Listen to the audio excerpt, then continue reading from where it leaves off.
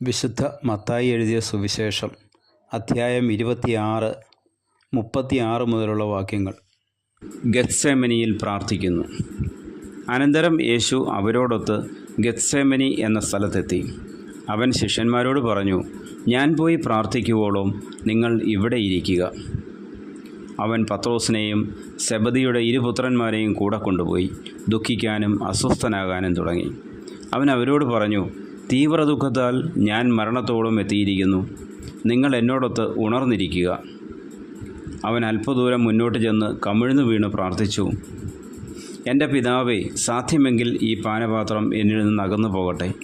എങ്കിലും എൻ്റെ ഹിതം പോലെയല്ല, അവിടുത്തെ ഹിതം പോലെയാകട്ടെ. അനന്തരം അവൻ ശിഷ്യന്മാരുടെ അടുത്തേക്ക് വന്നു. അപ്പോൾ അവർ ഉറങ്ങുന്നത് കണ്ടു. അവൻ പത്രോസിനോട് ചോദിച്ചു, എന്നോടുകൂടെ 1 മണിക്കൂർ ഉണർന്നിരിക്കാൻ നിങ്ങൾക്ക് കഴിഞ്ഞില്ലേ?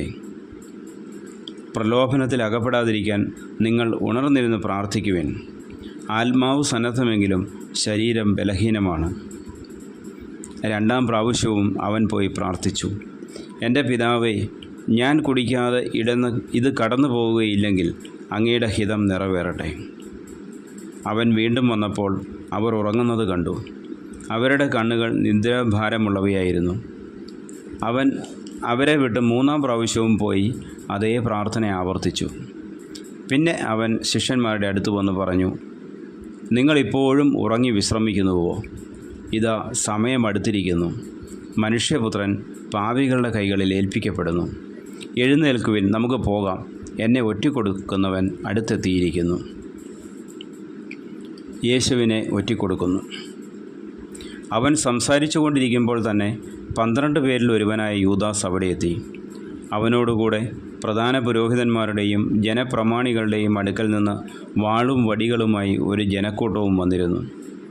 ഒറ്റുകാരൻ അവർക്ക് ഈ അടയാളം നൽകിയിരുന്നു, ഞാൻ ആരെ ചുംബിക്കുന്നുവോ അവൻ തന്നെ, അവനെ പിടിച്ചുകൊള്ളുക. അവൻ പെട്ടെന്ന് യേശുവിൻ്റെ അടുത്ത് ചെന്ന്, ഗുരു സ്വസ്തി എന്ന് പറഞ്ഞ് അവനെ ചുംബിച്ചു. യേശു അവനോട് ചോദിച്ചു, സ്നേഹിത, നീ എന്തിനാണ് വന്നത്? അപ്പോൾ അവർ മുന്നോട്ട് വന്ന് യേശുവിനെ പിടിച്ചു.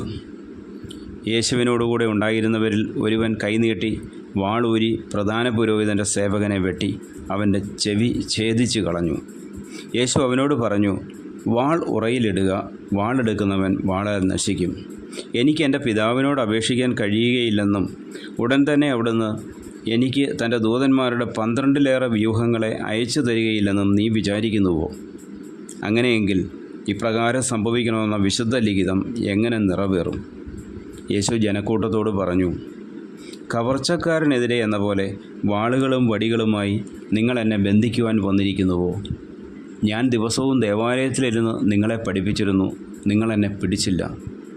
പ്രവാചകന്മാരുടെ ലിഖിതങ്ങൾ പൂർത്തിയാകാൻ വേണ്ടിയാണ് ഇതൊക്കെയും സംഭവിച്ചത്. അപ്പോൾ ശിഷ്യന്മാരെല്ലാവരും അവനെ വിട്ട് ഓടിപ്പോയി. ന്യായാധിപ സംഘത്തിന് മുൻപിൽ യേശുവിനെ പിടിച്ച് ബന്ധിച്ചവർ പ്രധാന പുരോഹിതനായ കയ്യാഫാസിൻ്റെ അടുത്തേക്ക് അവനെ കൊണ്ടുപോയി. അവിടെ നിയമജ്ഞരും ശ്രേഷ്ഠന്മാരും സമ്മേളിച്ചിരുന്നു.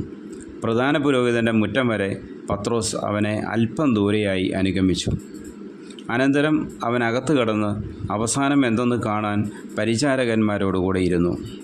പ്രധാന പുരോഹിതന്മാരും ന്യായാധിപ സംഘം മുഴുവനും യേശുവിനെ മരണത്തിന് ഏൽപ്പിച്ചു കൊടുക്കേണ്ടതിന് അവനെതിരെ കള്ളസാക്ഷ്യം അന്വേഷിച്ചു. പല കള്ളസാക്ഷികൾ വന്നെങ്കിലും അവർക്ക് സാക്ഷ്യമൊന്നും കിട്ടിയില്ല. അവസാനം 2 പേർ മുന്നോട്ട് വന്ന് ഇപ്രകാരം പറഞ്ഞു, ഈ ദേവാലയം നശിപ്പിക്കാനും 3 ദിവസം കൊണ്ട് നിർമ്മിക്കാനും എനിക്ക് സാധിക്കും എന്നവൻ പറഞ്ഞിട്ടുണ്ട്. പ്രധാന പുരോഹിതൻ എഴുന്നേറ്റ് നിന്ന് അവനോട് ചോദിച്ചു, നിനക്ക് മറുപടിയില്ലേ? ഇവർ നിനക്കെതിരെ സാക്ഷ്യപ്പെടുത്തുന്നത് എന്ത്? യേശു ആകട്ടെ നിശബ്ദനായിരുന്നു. അപ്പോൾ പ്രധാന പുരോഹിതൻ അവനോട് പറഞ്ഞു, ജീവിക്കുന്ന ദൈവത്തിൻ്റെ നാമത്തിൽ ആണയിട്ട് ഞാൻ നിന്നോട് ചോദിക്കുന്നു, നീ ദൈവപുത്രനായ ക്രിസ്തുവാണോ എന്ന് ഞങ്ങളോട് പറയുക. യേശു അവനോട് പറഞ്ഞു, നീ പറഞ്ഞുവല്ലോ. എന്നാൽ ഞാൻ നിന്നോട് പറയുന്നു, ഇപ്പോൾ മുതൽ മനുഷ്യപുത്രൻ ശക്തിയുടെ വലത്തുഭാഗത്ത് ഉപവിഷ്ടനായിരിക്കുന്നതും വാനമേഘങ്ങളിൽ വരുന്നതും നിങ്ങൾ കാണും. അപ്പോൾ പ്രധാന പുരോഹിതൻ മേലങ്കി കീറിക്കൊണ്ട് പറഞ്ഞു, ഇവൻ ദൈവദൂഷണം പറഞ്ഞിരിക്കുന്നു. ഇനി സാക്ഷികളെ കൊണ്ട് നമുക്കെന്താ ആവശ്യം? ഇതാ ദൈവദൂഷണം ഇപ്പോൾ നിങ്ങൾ കേട്ടുവല്ലോ. നിങ്ങൾക്ക് എന്തു തോന്നുന്നു? അവർ പ്രതിവചിച്ചു, അവൻ മരണത്തിന് അർഹനാണ്. അനന്തരം അവർ അവൻ്റെ മുഖത്ത് തുപ്പുകയും അവനെ അടിക്കുകയും ചെയ്തു. ക്രിസ്തുവേ, നിന്നെ അടിച്ചത് ആരെന്ന് ഞങ്ങളോട് പ്രവചിക്കുക എന്ന് പറഞ്ഞുകൊണ്ട് മറ്റു ചിലർ അവൻ്റെ കരണത്തടിച്ചു. പത്രോസ് യേശുവിനെ തള്ളിപ്പറയുന്നു. പത്രോസ് പുറത്ത് മുറ്റത്തിരിക്കുകയായിരുന്നു. ഒരു പരിചാരിക അവനെ സമീപിച്ച്, നീയും ആ ഗലീലിക്കാരനായ യേശുവിനോടുകൂടെ ആയിരുന്നുവല്ലോ എന്ന് പറഞ്ഞു. നീ പറയുന്നത് എന്താണെന്ന് ഞാൻ അറിയുന്നില്ല എന്ന് അവരുടെയെല്ലാം മുൻപാകെ അവൻ നിഷേധിച്ച് പറഞ്ഞു. അവൻ കവാടത്തിലേക്ക് പോയപ്പോൾ മറ്റൊരു പരിചാരിക അവനെ കണ്ടു. അവൾ അടുത്തു നിന്നവരോട് പറഞ്ഞു, ഈ മനുഷ്യനും നസ്രായനായ യേശുവിൻ്റെ കൂടെയായിരുന്നു. ഞാൻ അവനെ അറിയുകയില്ല എന്നവൻ വീണ്ടും ആണയിട്ട് നിഷേധിച്ചു. കുറേ കഴിഞ്ഞപ്പോൾ അടുത്തു നിന്നിരുന്നവർ പത്രോസിനെ സമീപിച്ച് പറഞ്ഞു, നീ അവരിൽ ഒരുവനാണ് തീർച്ച. നിൻ്റെ സംസാര രീതി തന്നെ ഇത് തെളിയിക്കുന്നു. പത്രോസാകട്ടെ, ഞാൻ ആ മനുഷ്യനെ അറിയുകയില്ല എന്ന് പറഞ്ഞ് ശപിക്കാനും ആണയിടാനും തുടങ്ങി. ഉടനെ കോഴി കൂകി. കോഴി കൂകുന്നതിന് മുമ്പ് 3 പ്രാവശ്യം നീ എന്നെ നിഷേധിക്കും എന്ന് യേശു പറഞ്ഞ വാക്കുകൾ അപ്പോൾ പത്രോസ് ഓർമ്മിച്ചു. അവൻ പുറത്തുപോയി ഹൃദയം നൊന്ത് കരഞ്ഞു. അധ്യായം 27. യേശു പീലാത്തോസിൻ്റെ മുമ്പിൽ. പ്രഭാതമായപ്പോൾ പ്രധാന പുരോഹിതന്മാരും ജനപ്രമാണികളും യേശുവിനെ വധിക്കേണ്ടതിന് അവനെതിരെ ആലോചന നടത്തി. അവർ അവനെ ബന്ധിച്ചുകൊണ്ടുപോയി ദേശാധിപതിയായ പീലാത്തോസിനെ ഏൽപ്പിച്ചു. യൂദാസിൻ്റെ അന്ത്യം. അവനെ ഒറ്റിക്കൊടുത്ത യൂദാസ് അവൻ ശിക്ഷയ്ക്ക് വിധിക്കപ്പെട്ടു എന്നറിഞ്ഞപ്പോൾ പശ്ചാത്തപിച്ച് ആ 30 വെള്ളി നാണയങ്ങൾ പ്രധാന പുരോഹിതന്മാരെയും പ്രമാണിമാരെയും ഏൽപ്പിച്ചുകൊണ്ട് പറഞ്ഞു, നിഷ്കളങ്ക രക്തത്തെ ഒറ്റിക്കൊടുത്ത് ഞാൻ പാപം ചെയ്തിരിക്കുന്നു. അവർ അവനോട് പറഞ്ഞു, അതിന് ഞങ്ങൾക്കെന്ത്? അത് നിൻ്റെ കാര്യമാണ്. വെള്ളി നാണയങ്ങൾ ദേവാലയത്തിലേക്ക് വലിച്ചെറിഞ്ഞിട്ട് അവൻ പോയി കെട്ടിഞ്ഞാന്ന് ചത്തു. പ്രധാന പുരോഹിതന്മാർ ആ വെള്ളി നാണയങ്ങൾ എടുത്തുകൊണ്ട് പറഞ്ഞു, ഇത് രക്തത്തിൻ്റെ വിലയാകയാൽ ഭണ്ഡാരത്തിൽ നിക്ഷേപിക്കുന്നത് അനുവദനീയമല്ല. അതുകൊണ്ട് അവർ കൂടിയാലോചിച്ച് ആ പണം കൊടുത്ത് വിദേശീയരെ സംസ്കരിക്കാൻ വേണ്ടി കുശവൻ്റെ പറമ്പ് വാങ്ങി. അത് ഇന്നും രക്തത്തിൻ്റെ പറമ്പ് എന്നറിയപ്പെടുന്നു. പ്രവാചകനായ ജെറമിയ വഴി അരുളി ചെയ്യപ്പെട്ടത് അപ്പോൾ പൂർത്തിയായി. അവൻ്റെ വിലയായി ഇസ്രായേൽ മക്കൾ നിശ്ചയിച്ച 30 വെള്ളി നാണയങ്ങളെടുത്ത് കർത്താവ് എന്നോട് കൽപ്പിച്ചതുപോലെ അവർ കുശവൻ്റെ പറമ്പിനായി കൊടുത്തു. വിചാരണയും വിധിയും. യേശു ദേശാധിപതിയുടെ മുമ്പിൽ നിന്നു. ദേശാധിപതി ചോദിച്ചു, നീ യഹൂദന്മാരുടെ രാജാവാണോ? യേശു പറഞ്ഞു, നീ തന്നെ പറയുന്നുവല്ലോ. പ്രധാന പുരോഹിതന്മാരും പ്രമാണികളും അവൻ്റെ മേൽ കുറ്റം ആരോപിച്ചപ്പോൾ അവൻ ഒരു മറുപടിയും പറഞ്ഞില്ല. പീലാത്തോസ് വീണ്ടും ചോദിച്ചു, അവർ എന്തെല്ലാം കാര്യങ്ങൾ നിനക്കെതിരെ സാക്ഷ്യപ്പെടുത്തുന്നു എന്ന് നീ കേൾക്കുന്നില്ലേ? എന്നാൽ അവൻ ഒരാരോപണത്തിന് പോലും മറുപടി പറഞ്ഞില്ല. തന്നിമിത്തം ദേശാധിപതി അത്യധികം ആശ്ചര്യപ്പെട്ടു. ജനക്കൂട്ടം ആഗ്രഹിക്കുന്ന ഒരു തടവുകാരനെ ദേശാധിപതി തിരുനാളിൽ അവർക്ക് വിട്ടുകൊടുക്കുക പതിവായിരുന്നു. അന്ന് അവർക്ക് ബറാബാസ് എന്ന പേരുള്ള കുപ്രസിദ്ധനായ ഒരു തടവുപുള്ളി ഉണ്ടായിരുന്നു. അതുകൊണ്ട് അവർ ഒരുമിച്ച് കൂടിയപ്പോൾ പീലാത്തോസ് ചോദിച്ചു, ഞാൻ ആരെ വിട്ടുതരണമെന്നാണ് നിങ്ങൾ ആഗ്രഹിക്കുന്നത്? ബറാബാസിനെയോ ക്രിസ്തു എന്ന് വിളിക്കപ്പെടുന്ന യേശുവിനെയോ? അസൂയ നിമിത്തമാണ് അവർ അവനെ ഏൽപ്പിച്ചു കൊടുത്തതെന്ന് അവൻ അറിഞ്ഞിരുന്നു. മാത്രമല്ല, അവൻ ന്യായാസനത്തിൽ ഉപേക്ഷനായിരിക്കുമ്പോൾ അവൻ്റെ ഭാര്യ അവൻ്റെ അടുത്തേക്ക് ആളയച്ച് അറിയിച്ചു, ആ നീതിമാൻ്റെ കാര്യത്തിൽ ഇടപെടരുത്. അവൻ മൂലം സ്വപ്നത്തിൽ ഞാൻ ഇന്ന് വളരെയേറെ ക്ലേശിച്ചു. പ്രധാന പുരോഹിതന്മാരും പ്രമാണികളും ബറാബാസിനെ വിട്ടുതരാനും യേശുവിനെ നശിപ്പിക്കാനും ആവശ്യപ്പെടാൻ ജനങ്ങളെ പ്രേരിപ്പിച്ചു. ദേശാധിപതി വീണ്ടും അവരോട് ചോദിച്ചു, ഇവരിൽ ആരെ വിട്ടുതരണമെന്നാണ് നിങ്ങൾ ആഗ്രഹിക്കുന്നത്? അവർ പറഞ്ഞു, ബറാബാസിനെ.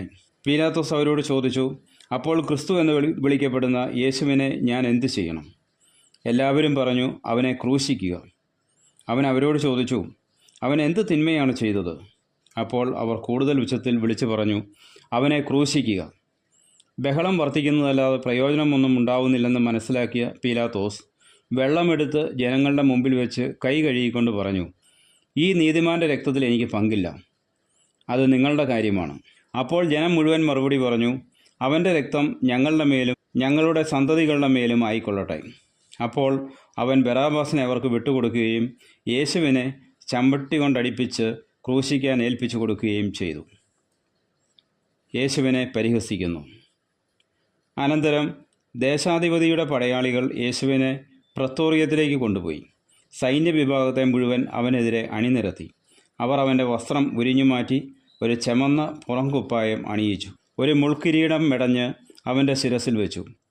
വലത്ത് കൈയിൽ ഒരു ഞാങ്ങണയും കൊടുത്തു. അവൻ്റെ മുമ്പിൽ മുട്ടുകുത്തിക്കൊണ്ട് യഹൂദരുടെ രാജാവേ സ്വസ്തി എന്ന് പറഞ്ഞ് അവർ അവനെ പരിഹസിച്ചു.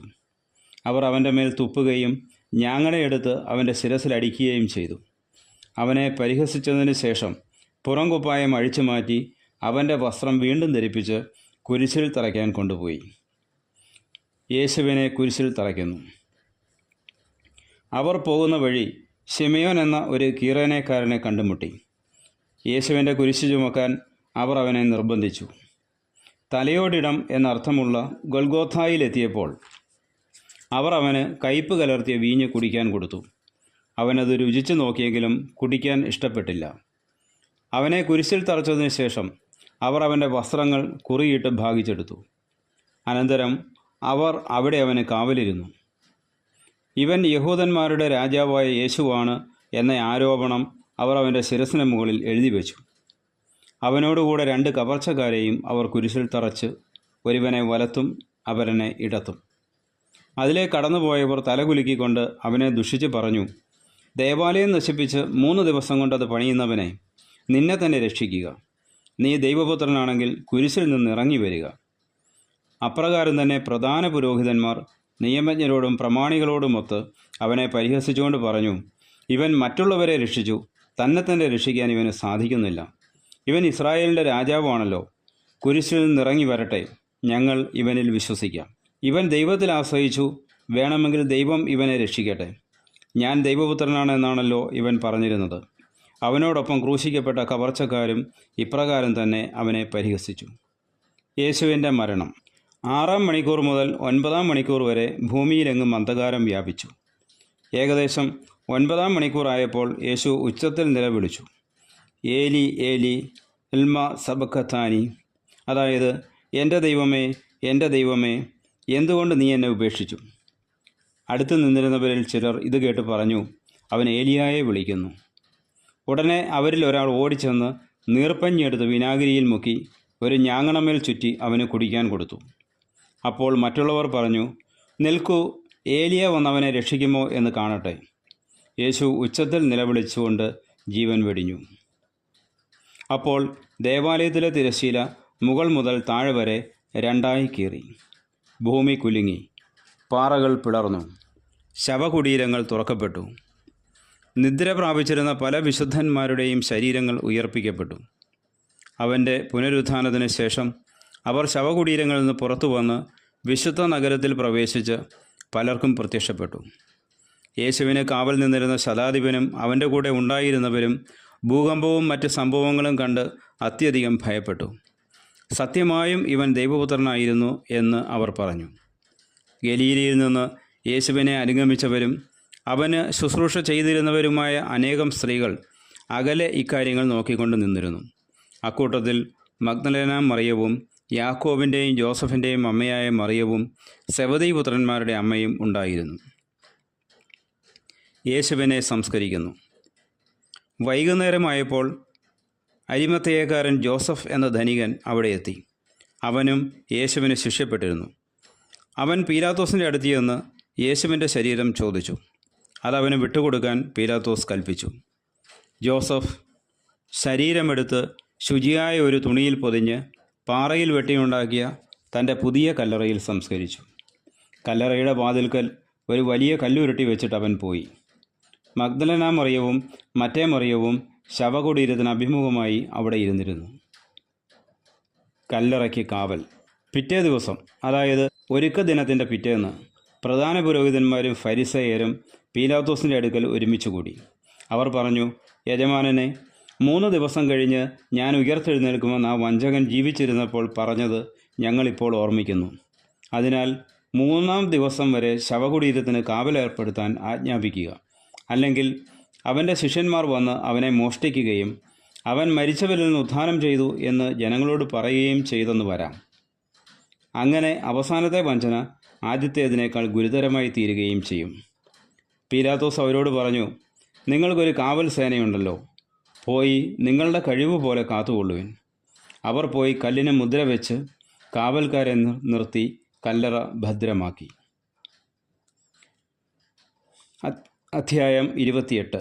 പുനരുത്ഥാനം. സാബത്തിന് ശേഷം ആഴ്ചയുടെ 1-ാം ദിവസം രാവിലെ മഗ്ദലന മറിയവും മറ്റേ മറിയവും ശവകുടീരം സന്ദർശിക്കാൻ വന്നു. അപ്പോൾ വലിയ ഒരു ഭൂകമ്പമുണ്ടായി. കർത്താവിൻ്റെ ദൂതൻ സ്വർഗത്തിൽ നിന്നിറങ്ങി വന്ന് കല്ലുരുട്ടി മാറ്റി അതിന്മേലിരുന്നു.